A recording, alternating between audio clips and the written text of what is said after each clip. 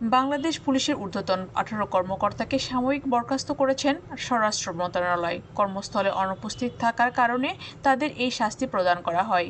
এদের মধ্যে আলোচিত পুলিশ কর্মকর্তা হারুন আর রশিদও রয়েছেন, যিনি ঢাকা মহানগর গোয়েন্দা পুলিশের প্রধানের দায়িত্বে ছিলেন। স্বরাষ্ট্র মন্ত্রণালয়ের জননিরাপত্তা বিভাগ থেকে এক প্রজ্ঞাপনে তাদের সাময়িক বরখাস্ত করা হয়। 17 আগস্ট রাষ্ট্রপতি আদেশক্রমে এতে স্বাক্ষর করেছেন মন্ত্রণালয়ের সিনিয়র সচিব নাসিমুল গনি। সাময়িক বরখাস্তকালীন তারা খোরপোশ ভাতা পাবেন।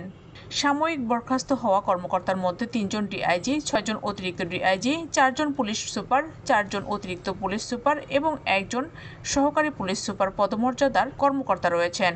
প্রজ্ঞাপনে বলা হয়, 18 জন কর্মকর্তাকে সরকারি কর্মচারী বিধিমালা 3 গ অনুযায়ী পলায়নের শাস্তিযোগ্য অপরাধে অভিযুক্ত হওয়ায় বিধি 12 উপবিধি 1 অনুযায়ী তাদের নামের পাশে উল্লেখিত তারিখ থেকে চাকরি থেকে সাময়িক বরখাস্ত করা হলো।